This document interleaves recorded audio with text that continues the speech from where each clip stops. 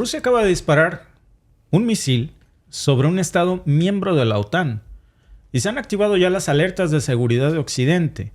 ¿Qué significa esto en el contexto actual? Es bastante preocupante. Estamos hablando de hecho de un proyectil ruso que sobrevoló Polonia durante más de 30 segundos. 30 segundos pudiera no parecer mucho tiempo, pero es más que suficiente cuando sabes que un misil está en un estado miembro de la OTAN. ¿Por qué?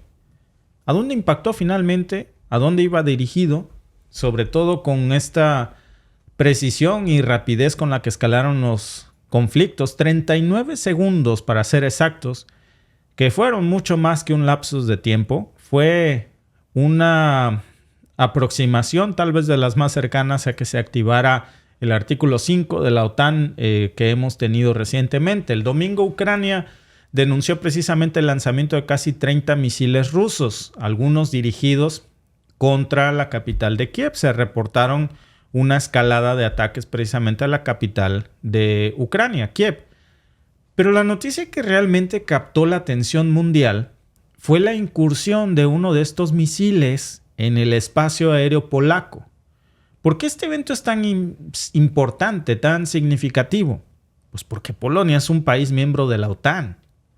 Y cualquier amenaza a su soberanía es una amenaza para la alianza militar más grande del mundo. No hablamos solamente, que ya sería grave, ¿verdad?, de un avión militar, por ejemplo, ruso sobrevolando espacio aéreo de la OTAN. Hablamos de un misil. Durante la madrugada, las alarmas antiaéreas de hecho se activaron en Ucrania cuando detectaron 29 misiles de crucero que fueron lanzados por Rusia. Solo que Rusia lanzó 30, no 29. ¿Qué pasó con el otro? Bueno, pues este incidente no se limitó a Ucrania. Leópolis, que está muy cerca, de hecho es la frontera con Polonia y otras regiones, sintieron precisamente el azote de este ataque. En una localidad llamada Kryvyi Rog, en donde drones rusos dañaron infraestructura crítica y dejaron sin calefacción, de hecho, a miles de hogares, hospitales y escuelas. ¿Qué pasó exactamente en Polonia, un país miembro de la OTAN? Este misil ruso, específicamente un tipo X-101, que es un misil de crucero de largo alcance con una capacidad para aportar incluso ojivas nucleares, entró en el espacio aéreo polaco cerca de la ciudad de Oserdów. Y por supuesto, ustedes habrán imaginado la tensión que no se despertó cuando vieron misiles sobre el espacio aéreo de la OTAN en esta región de Lubelski durante 39 segunditos nada más. No fue ni tanto, 39 segunditos, pero Polonia vivió un momento de alerta máxima y me atrevería a decir que Europa en conjunto. Se activó de inmediato su aparato de seguridad nacional. ¿Y por qué Polonia? ¿Y qué implica esto? ¿Fue un accidente?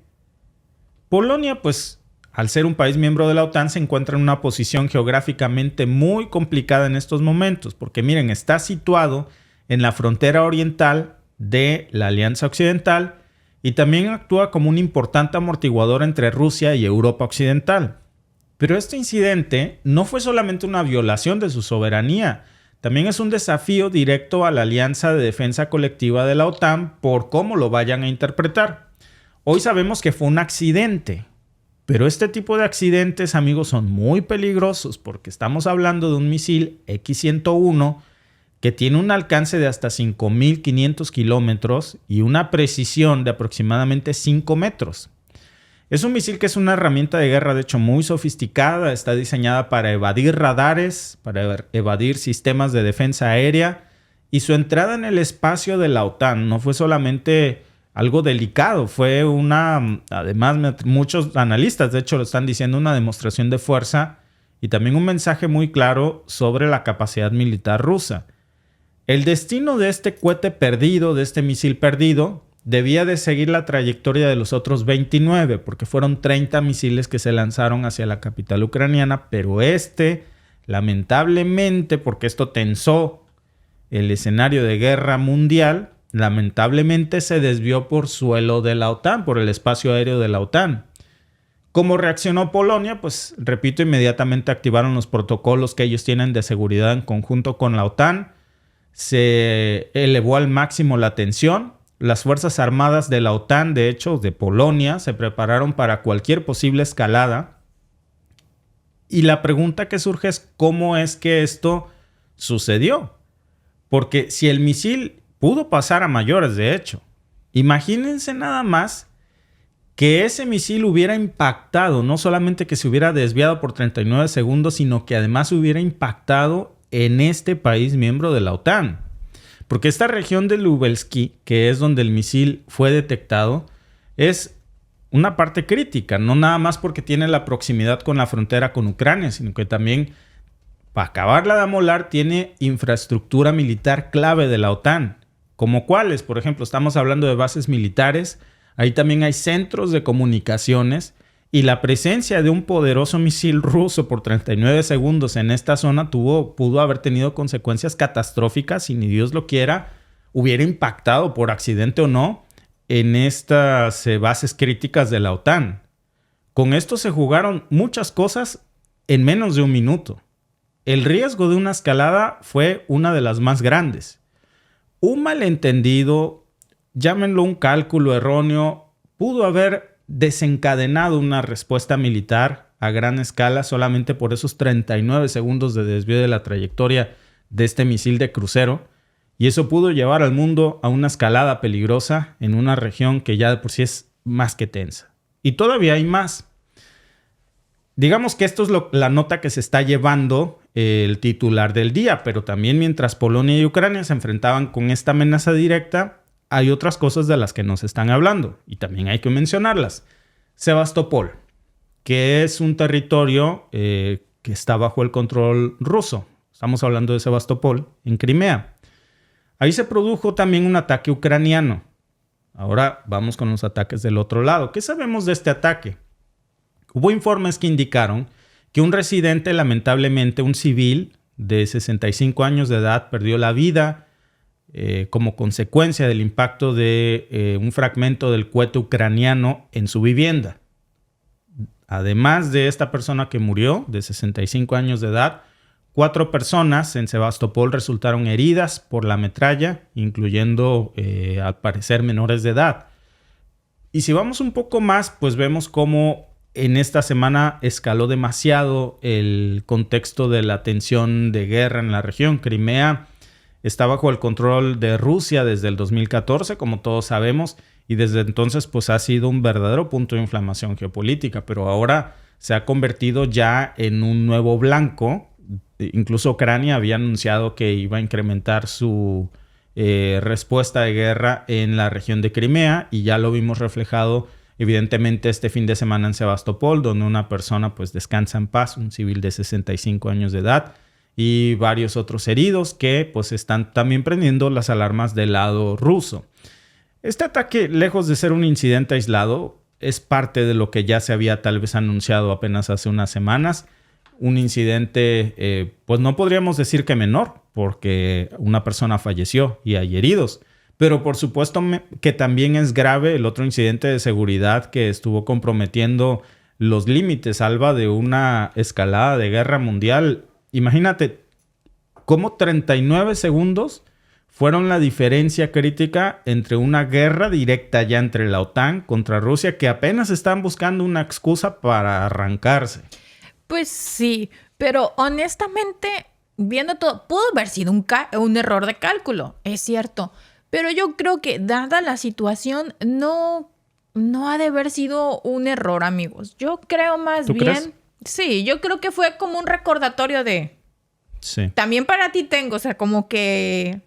Tú mantente en lo tuyo, yo en lo mío. Deja de meterte donde no te llaman porque también para ti tengo... O sea, fueron los 39 segundos más difíciles que tuvieron esos vecinos. Que está en la ruta, digamos. Bueno, no está en la ruta, ¿verdad? Evidentemente se desvió de la ruta. Pero comparte una frontera muy cercana con Ucrania.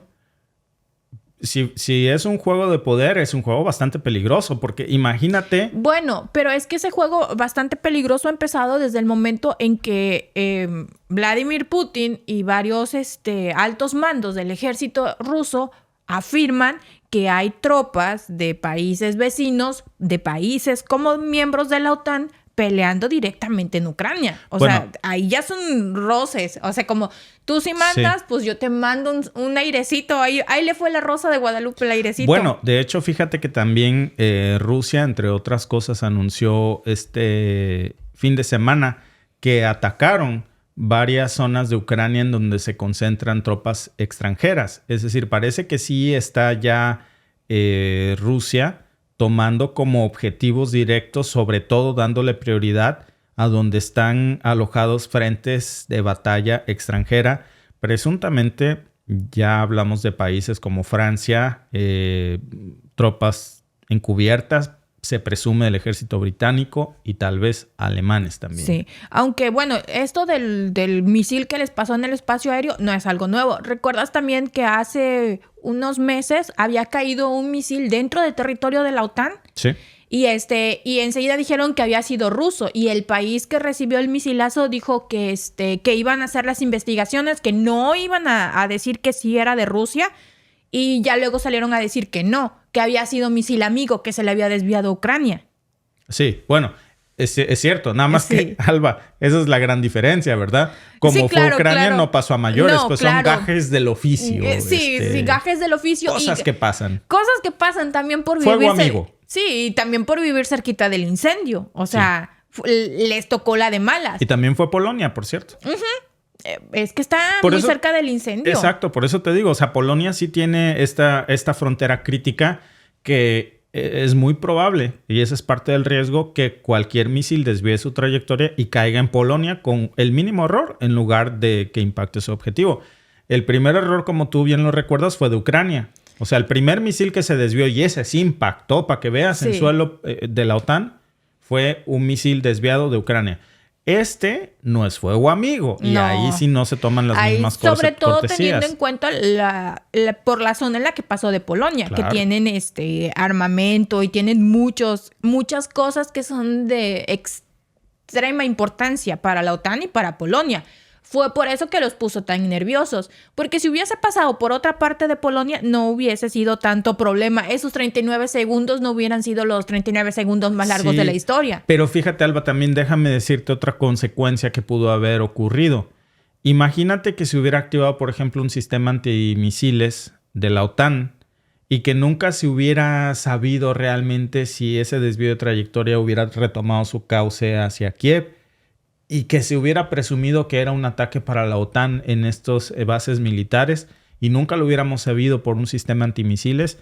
Y ni lo quiera Dios, hubiera sido hoy la excusa para que estuviéramos hablando ya de una guerra frontal. Porque apenas están queriendo, Alba. O sea, se están picando la cresta, me atrevería a decir, desde los últimos 15 días de una manera que no habíamos visto. Sí, están como gallitos de pelea. Sí, y parece que, mira...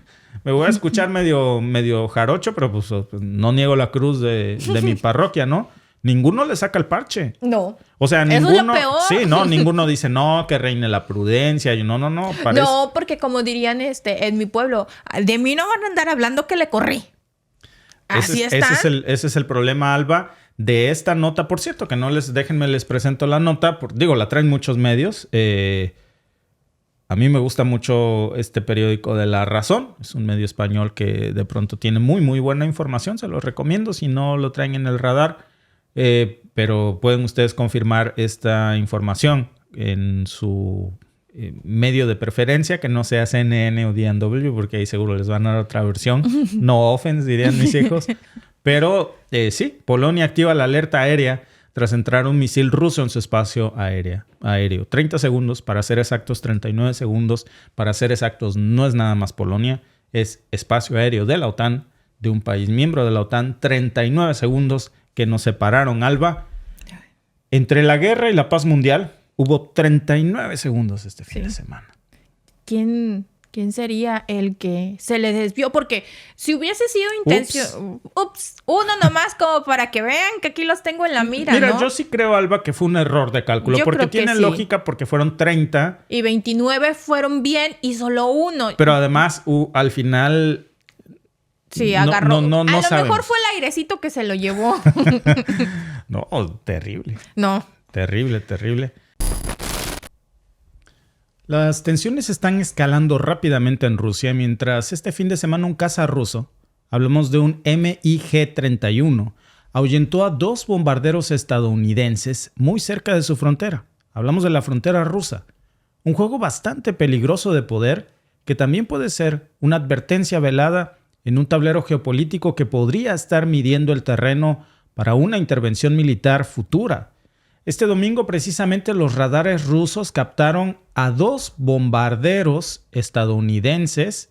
Es lo que están anunciando varios medios de comunicación que están cubriendo la fuente. Hablamos de bombarderos B-1B, Lancer, precisamente de la Fuerza Aérea de Estados Unidos, que se aproximaron a una distancia que Moscú, el Kremlin, consideró peligrosamente cercana a la frontera rusa. ¿Qué hacían 2 bombarderos estadounidenses con ese poderío tan cerca de las fronteras rusas?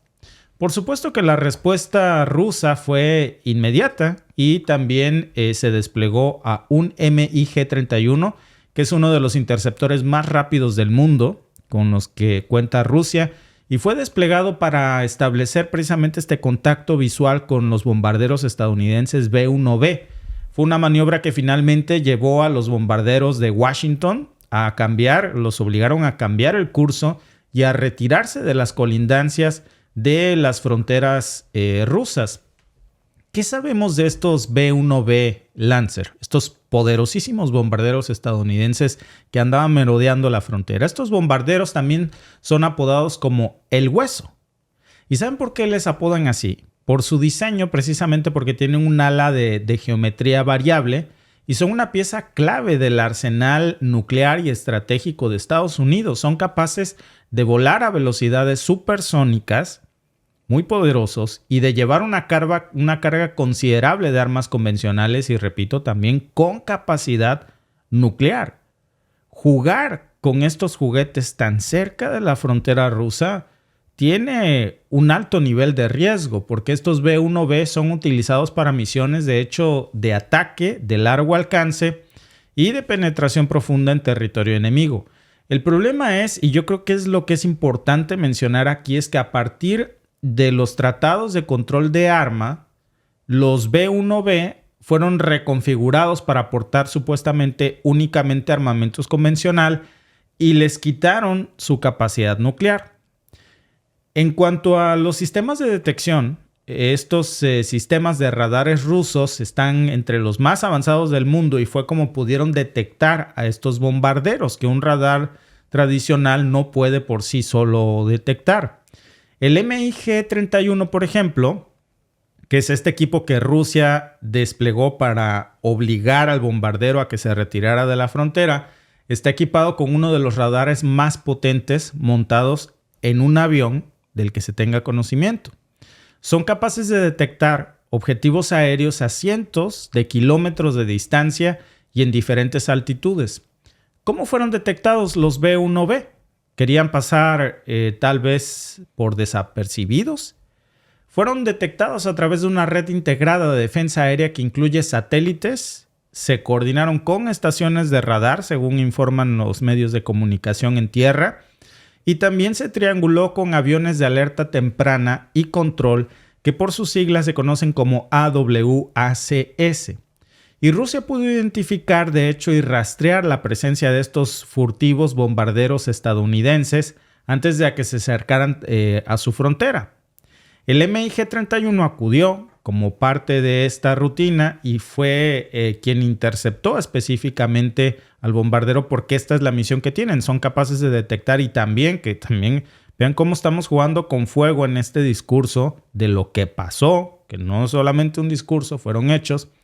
Porque el caza que desplegó Rusia tiene la capacidad de destruir objetivos aéreos a gran altitud y velocidad. Si nos estamos preguntando si este caza pudo haber destruido a los bombarderos estadounidenses, por supuesto que tienen esa capacidad. Los bombarderos, por su parte, desplegados, los B-1B, son considerados como aviones espía. Y este diseño les permite precisamente alcanzar velocidades de hasta Mach 2.83 y pueden operar en altitudes superiores a los 20,000 metros. Todas estas características lo convierten en el candidato perfecto para responder rápidamente a incursiones potenciales en el espacio aéreo ruso. La capacidad militar y nuclear de estas aeronaves lleva implícita una pregunta que hay que hacer aquí. ¿En qué tipo de misiones se han utilizado los B-1B? Pues resulta que han sido desplegados en muchas operaciones de combate, incluyendo por supuesto misiones en Afganistán, hablamos de Siria, Irak, y han demostrado ser altamente efectivos en la Fuerza Aérea estadounidense en el lanzamiento de grandes cantidades de armas de precisión contra objetivos terrestres. Pero por su parte, Rusia tiene este MiG-31, que aunque no se ha utilizado en conflictos recientes como para poder medirlo, no tenemos un referente en escala con el B-1B, con el bombardero. Lo que sí se sabe es que su presencia en el espacio aéreo ruso sirvió como un disuasor para que el bombardero estadounidense se retirara. Y esta interacción de los avanzados sistemas de armamento no solamente nos está mostrando aquí las capacidades técnicas y militares de ambas fuerzas aéreas, también nos está dando una probadita de los sistemas de vigilancia entre estas potencias militares, de la rápida respuesta que no sabemos si lo esperaba Estados Unidos o tal vez incluso lo estaba testeando para saber cómo reaccionan, qué tipo de defensas tienen, y sale la respuesta el MiG-31 que se aproximó a interceptar al B-1B Lancer. Y con esto pues estamos viendo la red de defensa aérea que hay en la frontera rusa frente a la respuesta de la presencia de este bombardero estadounidense. Un escenario muy similar porque fíjense que hay que decirlo, esto que acabamos de ver que es sumamente peligroso, vean cómo estamos hablando de una escalada militar en el fin de semana pasado, no es el único hecho que pasó, no es un hecho aislado. Resulta que el fin de semana pasado se reporta lo del B-1B, pero hace precisamente poco ustedes recordarán que Francia también fue protagonista de algo así. En el norte de Europa, de hecho, pasó algo muy similar cerca de las fronteras de Rusia. Un avión de alerta temprana francés, que estaba acompañado en ese momento por 2 cazas, estaban realizando, dicen, supuestamente una operación de reconocimiento en el espacio aéreo internacional, pero cerca de la frontera rusa. Y entonces las fuerzas rusas hicieron lo mismo. Desplegaron en ese caso un Su-27, que es una de las joyas de su fuerza aérea, e interceptaron a los aviones franceses. En esa ocasión, la presencia del avión francés cerca del territorio ruso se consideró como una provocación y dijeron que también era una posible amenaza a la seguridad nacional rusa. ¿Qué significa todo esto en términos de estrategia militar? ¿Qué es lo que estamos viendo? Es un juego bastante peligroso porque las partes que se están involucrando aquí están demostrando que hay, por un lado, yo creo que un testeo de la capacidad de vigilancia, de qué tan rápido reaccionan del lado ruso, por ejemplo, cuando se aproximan aviones, qué tipo de aviones tal vez estemos hablando de inteligencia militar, qué tipos de acciones salen a la defensa. Y el Su-27 ruso, que fue el que en ese momento se alió a interceptar a estos aviones franceses, mandaron un mensaje muy claro.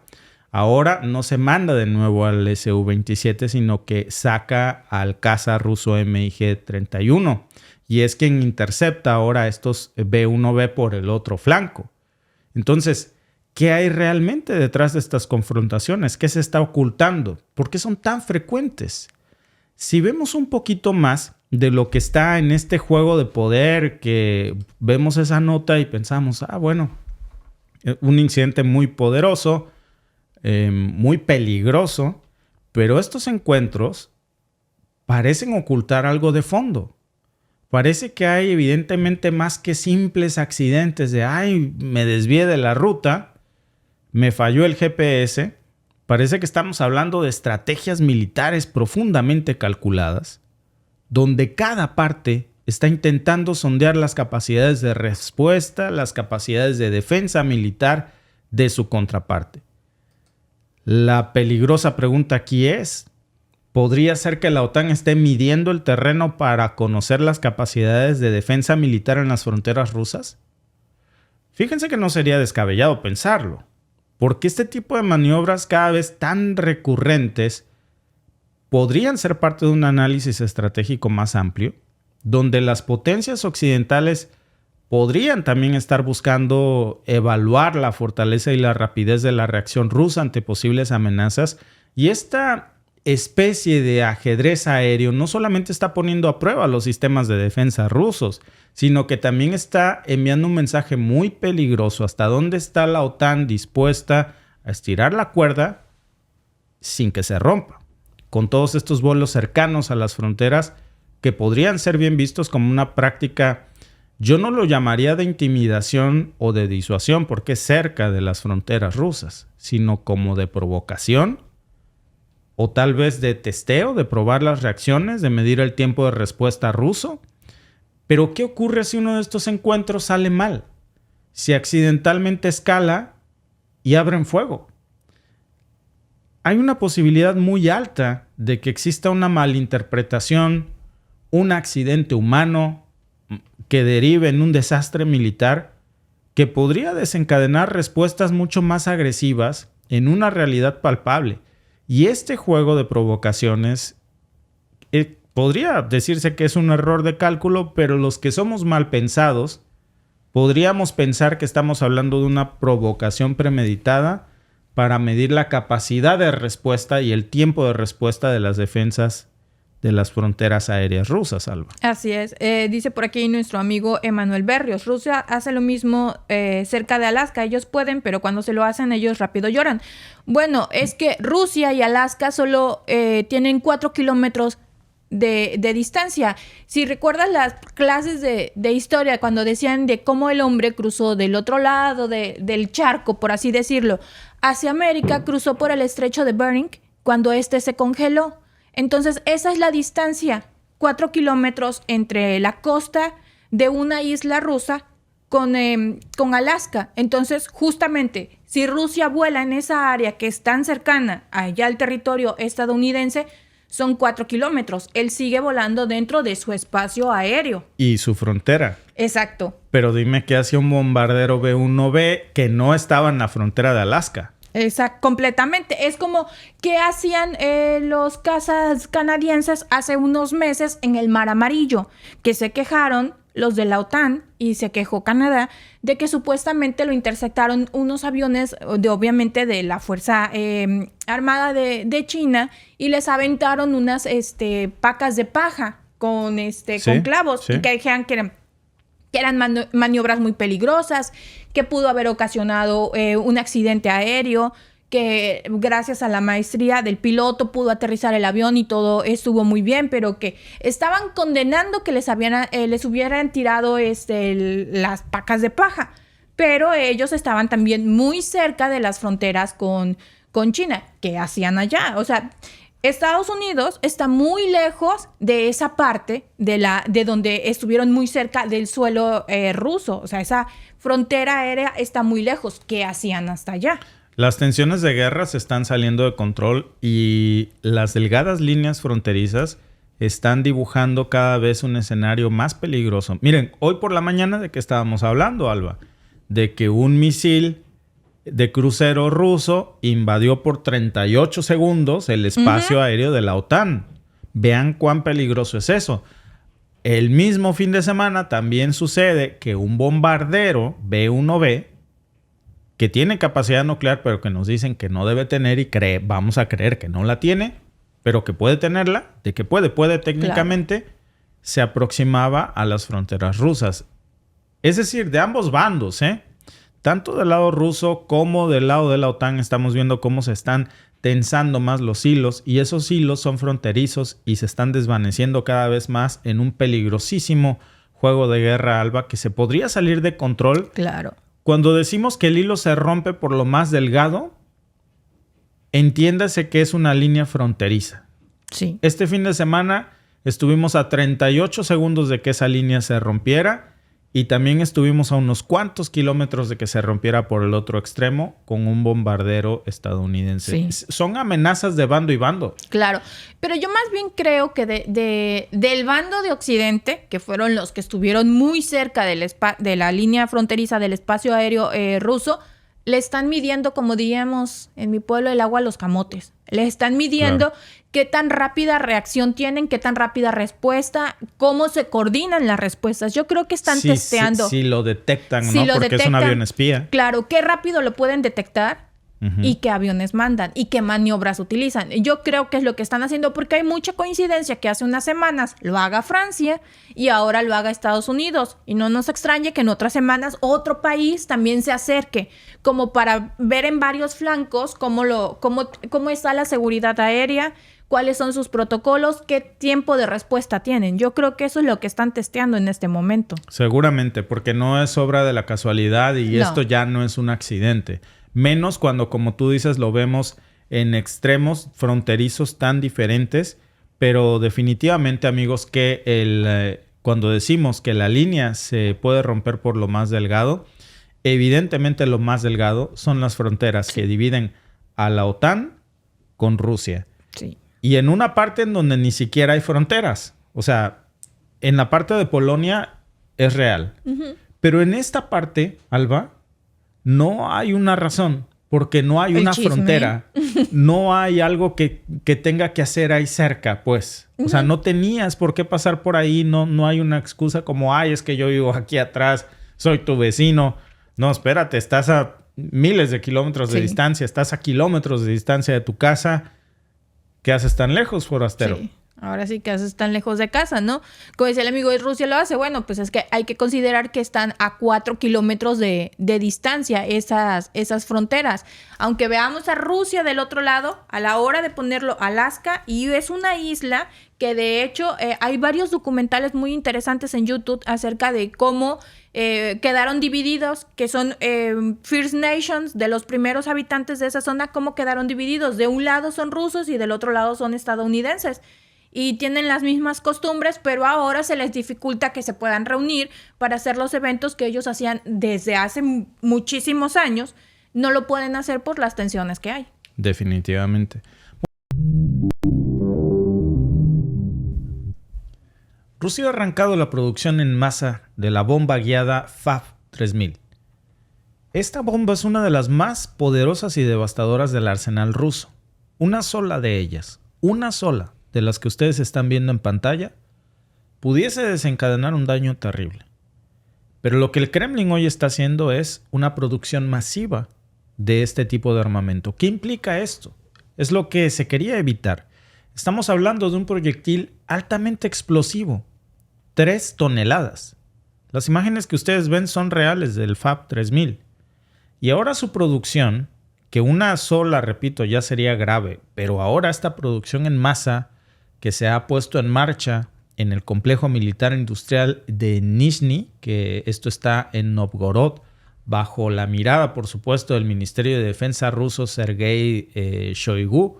Durante su última visita, de hecho, Shoigu no solamente inspeccionó personalmente esta producción en masa, sino que también verificó la de proyectiles de artillería y tanques de diversos calibres y de armas de aviación que son del mismo tamaño e iguales de devastadora. Ahora, ¿por qué la bomba FAB-3000 es tan temida? ¿Y por qué ahora el Kremlin la está haciendo en masa? El Ministerio de Defensa ruso señaló, de hecho, que desde febrero se ha organizado ya la producción en masa de estas bombas tan poderosas, marcando un aumento muy importante también en la fabricación de las bombas FAB-500 y duplicaron, además de esto, la producción de las bombas FAB-1500. Pero no es solamente una cuestión de la cantidad que se fabrique. Esta bomba en especial, la FAB-3000, la apodan la hermana mayor de la FAB-500 y promete un alcance destructivo mucho más temible. Es de las peores o más poderosas armas que tiene Rusia. La noticia de esta escalada en la producción ahora de este armamento es especialmente importante para la OTAN porque el contexto actual es adverso para los vientos que soplan en contra en Ucrania. Las imágenes que se difundieron por el propio Ministerio de Defensa ruso muestran a un cazabombardero ruso, estamos hablando de un Su-34, lanzando de hecho las poderosas bombas FAB-500 que ya habían causado mucho revuelo, pero anuncian la producción en un cambio significativo en donde ya están introduciendo las FAB-3000 con un potencial destructivo devastador. ¿Cuánto más impactante va a ser ahora la introducción en el campo de batalla que lo va a cambiar todo del FAB-3000 en este nuevo escenario de guerra? Esta bomba, la FAB-3000, para que tengamos una idea de lo que estamos hablando, no es solamente un gigante por su tamaño, también es muy devastador por la capacidad explosiva y por eso es tan temida por la OTAN y es una de las armas más potentes que tiene el Kremlin. ¿Qué significa realmente esto? Para que tengamos una mejor noción y lo dimensionemos, si hablamos del poder de la destrucción que tiene la FAB-3000, estamos hablando de que puede liberar energía que equivale a varias toneladas de dinamita. Imagínense de esta manera, esta bomba puede aniquilar áreas de aproximadamente 0.5 a 1 kilómetro cuadrado. Pero para que lo pongamos nosotros en un área de visualización, eso equivale a unas 70 o 140 canchas de fútbol desvanecidas por una sola bomba. 140 canchas de fútbol desvanecidas por una sola de estas. El impacto de esta FAB-3000 es, por supuesto, devastador y va mucho más allá de su tamaño. Tiene un diseño que optimiza la onda expansiva, o sea, además del daño que provoca al caer y la propagación de la fuerza destructiva, tiene un radio de acción que es mucho más extenso. Imagínense esto, al detonar la bomba, la FAB-3000, no solamente arrasa con estructuras y con el personal en su punto de impacto inmediato, sino que también tiene una onda de choque expansiva que tiene el potencial de causar daños severos en un rango todavía más amplio. Si comparamos esto, por ejemplo, con una bomba tradicional de la OTAN o de cualquier ejército de menor tamaño, por ejemplo, incluso con la bomba rusa FAB-500, que se hablaba de que aproximadamente podía afectar de 15 a 30 canchas de fútbol, pues ahora imagínense que estamos hablando que esta tiene el poder de devastar hasta 140 canchas de fútbol. Claro, por supuesto que estamos hablando de una detonación y de una densidad y de un potencial destructivo mucho, pero mucho más grande. Pasó Ucrania de pronto a tener que lidiar con la amenaza de que Rusia pudiera lanzar en el campo de guerra la FAB-500 a la sorpresa de que ahora se va a tener que enfrentar a una producción masiva de la FAB-3000 que es mucho, pero mucho más poderosa. En términos de energía liberada, fíjense, este dato es impactante. La FAB-3000 es capaz de desplegar una fuerza explosiva que equivale a miles de toneladas de dinamitas. Tiene una capacidad de destrucción que elimina todo lo que alcanza, infraestructura, personal, todo lo que impacta. Y eso, por supuesto, que no va a tener solamente un impacto devastador en el campo de batalla, también psicológico. Sobre todo porque estamos hablando de un radio de alcance potencial que va por sí mismo ya el anuncio a causar probablemente la retirada o el repliegue de algunas tropas en el frente de batalla. En noviembre del 2020, de hecho, ya habíamos tenido algo así. El Ministerio de Defensa ruso había revelado en ese momento las imágenes del bombardero del Tu-22M3 que estaba cargando una nada más, una bomba FAB-3000 como una demostración de fuerza, y en ese momento se había mandado un mensaje muy poderoso de las capacidades tan devastadoras que tenía esto. Pero estábamos hablando solamente de una. Ahora estamos hablando de esto multiplicado no solamente por 10 ni por 100, me atrevería a decir por miles, porque la producción que se está haciendo es masiva. No hay un dato exacto de cuántas de ellas está produciendo en estos momentos el Kremlin, pero en las imágenes que se mostraron, que son las imágenes reales que vieron ustedes hace un momento, se ve esta producción en masa de esta bomba tan impactante. Y eso significa que se va a tener la posibilidad de una destrucción de infraestructuras subterráneas, de búnkeres fortificados, de grandes concentraciones de fuerzas enemigas, que este tipo de bombas están diseñadas para tener una precisión que pocas armas en el arsenal mundial pueden igualar, pero con un efecto terriblemente devastador. Terrible. Por eso la capacidad de la FAB 3000 para alterar definitivamente el futuro de la guerra en Ucrania es tan incuestionable, porque esto va a marcar un antes y un después de la guerra en el campo de batalla. Y la pregunta es tal vez más importante es ¿por qué o qué ha hecho que el Kremlin cambie de opinión y que ahora manotee la mesa con esta nueva realidad, más allá del poder destructivo, con esta producción masiva de bombas? Muchos incluso se están preguntando si son para Ucrania o si se están reservando para algo más en el ámbito geopolítico y global, sobre todo ahora que estamos viendo la escalada en el conflicto. Porque literalmente, amigos, hoy Rusia con esto ha anunciado, con esta simple nota que ven en pantalla, que se está armando hasta los dientes, con una escalada de producción de un armamento sumamente poderoso que hasta me atrevería yo a decir no tiene del todo lógica que tantas armas sean solamente para Ucrania, Alba. No, yo creo que viendo todos los acontecimientos que han pasado en estos últimos días, no creo que la fabulosa 3000, yo sí le digo, la FAB 3000, sean todas para Ucrania. Yo creo que está recomponiendo su arsenal, está guardando arsenal, porque cuando vemos esas notas y vemos esos entrenamientos del Street Defender 2024 en el Ártico y las otras maniobras que están haciendo y empiezan a acercarse tropas de la OTAN a las líneas rojas, a las fronteras, entonces dices, están toreando, están viniendo a provocar. Entonces, ellos están teniendo entrenamiento, ellos están juntando sus armas, ellos están subiendo su presupuesto. Ya dijeron primero que a 20 años, luego la bajaron que a 8.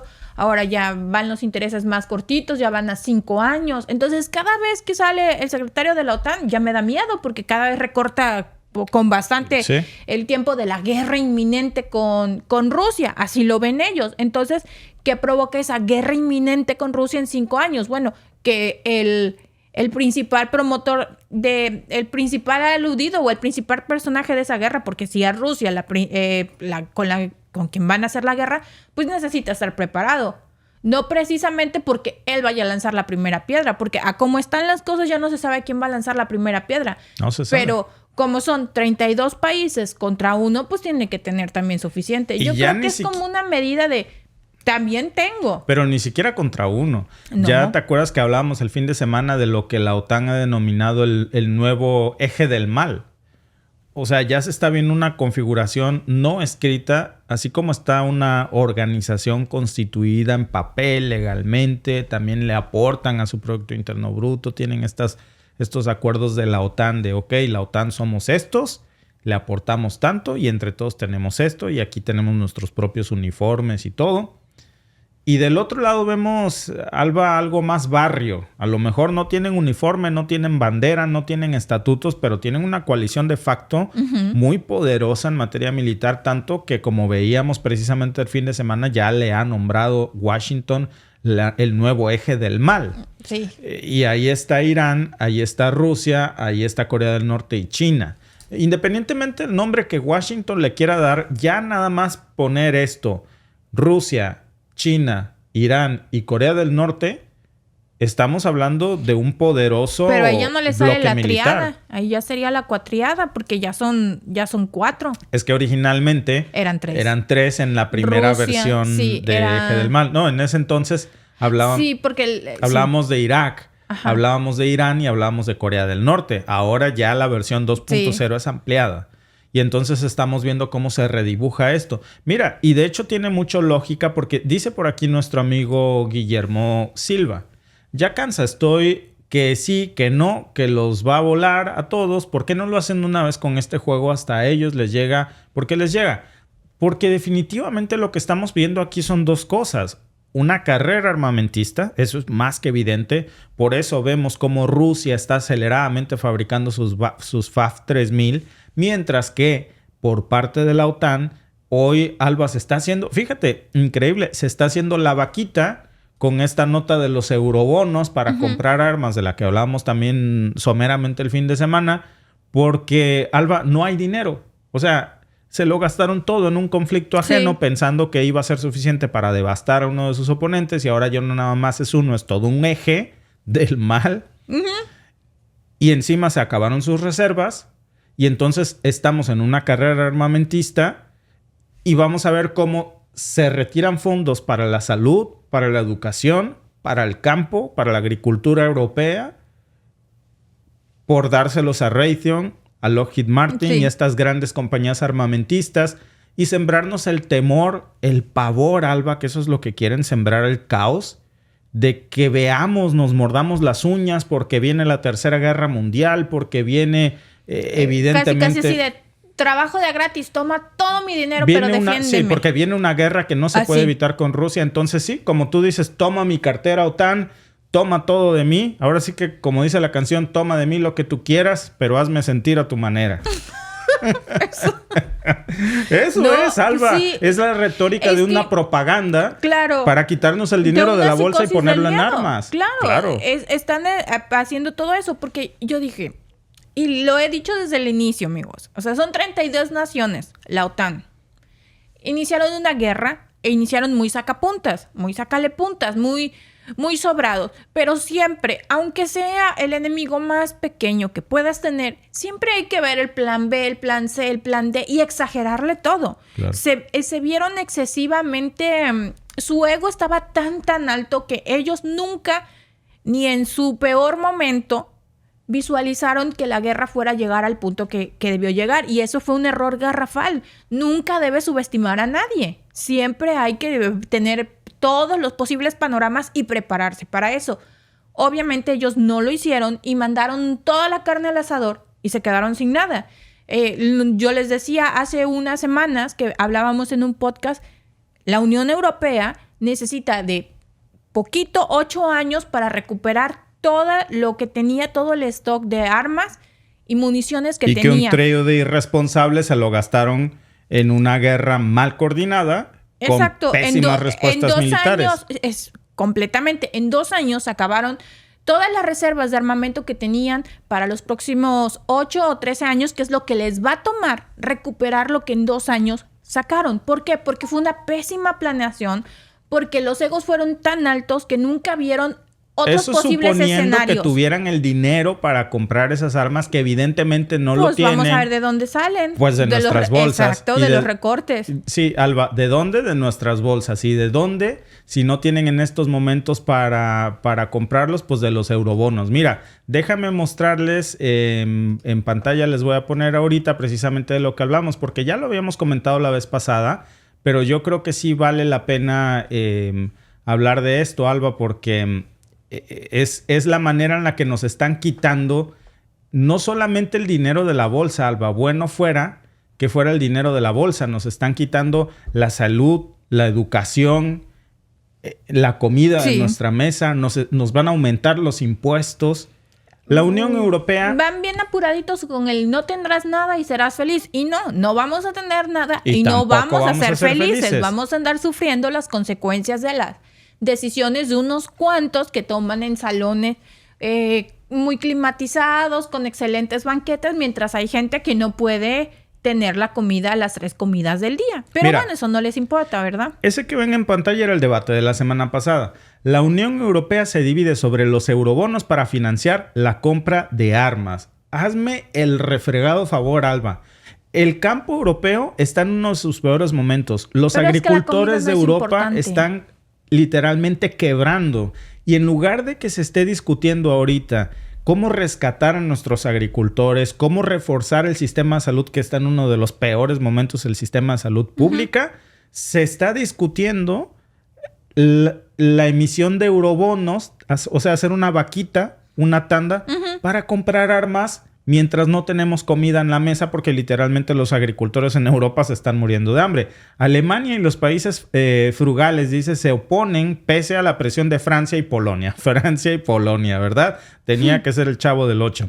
La Unión Europea va poco a poco, dice, mentalizándose sobre la idea de que una guerra es posible. Es Alba. Mira la redacción de la nota y ve si no es propaganda pura el terror psicológico que nos quieren vender. Fíjate cómo inicia. La Unión Europea va poco a poco mentalizándose sobre la idea de que una guerra es posible en territorio europeo. Y claro, como la guerra es posible y ya viene y no hay manera de evitarlo, pues hay que comprar armas. Oye, pero no tenemos dinero. No importa. Si tienes cáncer, si te necesitas una operación, si necesitas que te cheque tu doctor de familia, si eso déjalo, olvídalo. No es lo importante. No. Ahorita lo importante es comprar tanques de guerra, comprar armas, mandarle $60,000 millones a Ucrania, que lo demás, jódete que puede esperar. Y te vamos a subir los impuestos.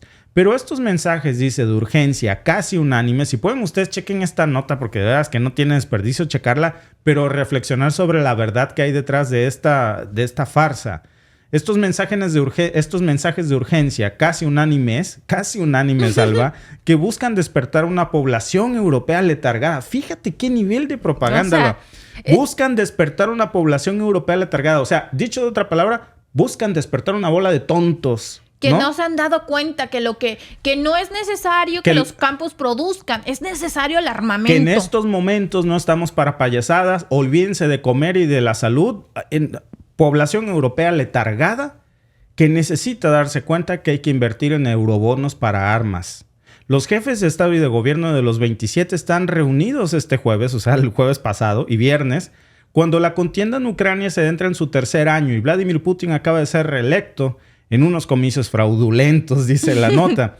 Pero aunque el diagnóstico parece claro, no son las propuestas. Mientras Estonia, Francia y Polonia apuestan por dar un gran salto adelante y poner en marcha una nueva iniciativa de deuda, Alba, de deuda para comprar armas, a los fondos Next Generation EU, Next Generation EU, ahí está el negocio, para hacer frente a los estragos económicos de la pandemia. Alemania, Holanda y el resto de los países considerados frugales se oponen a estos eurobonos para financiar la compra de armas. Debido a su buena situación crediticia, serían los países más afectados y a los que les exigirían más solidaridad. Hablamos de una necesidad estructural y no de una crisis. Vaya. No, pues ahora sí que... ¿Cómo te digo? No. Hay prioridades. Hay en prioridades. Estos momentos... O sea, ¿cómo puede ser un arma una prioridad estructural? El campo debería de ser una prioridad estructural. Parece que no entendimos nada. La pandemia, ¿qué enseñó? Que debemos ser autosuficientes, que se cierran las fronteras, se cae el comercio y te quedas sin comida, te quedas sin nada. Pero no. Bueno, tienes un arma y vas a ser feliz. No hay comida, no hay salud, no hay educación, nada. Eso aprendimos nosotros de a pie. Ahora déjame decirte lo que aprendió una pequeña élite de una agenda mundial. El terror causa. El terror es negocio. Claro. El una terror población es negocio.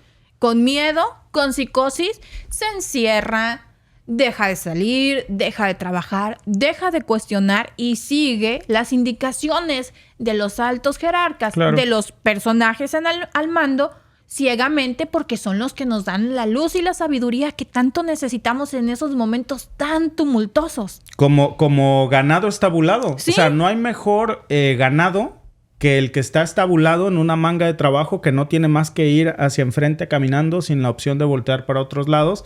Y claro, en eso, por eso ves la nota que dice aquí, una población europea letargada que hay que despertar. Porque no entiende que lo importante ahorita no es poner comida en su mesa, sino poner armas para la OTAN. Pues sí deberíamos despertar.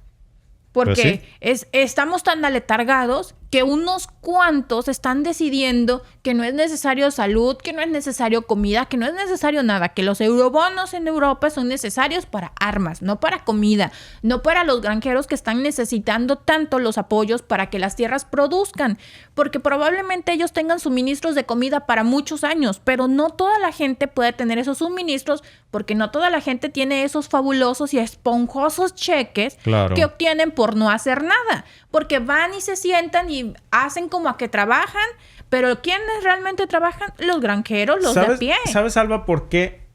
No es que no hagan nada. Obtienen esos cheques por hacer lo que les digan. Sí. Y quien les dice qué hacer es una élite. Fíjate, dice nuestro amigo Gerardo Ríos, el lobby armamentista gana, los pueblos pierden. Pero fíjate, dice también nuestro amigo AGBA, nuevo orden mundial, reducción de la población a nivel mundial, encarecimiento de los alimentos y, pues ya no terminó de decirnos qué, pero yo les diría, y por supuesto viene la versión 2.0 del caos, que no es tal vez Alba, antes de que inicie una nueva pandemia, si es que inicia o si no inicia, da igual.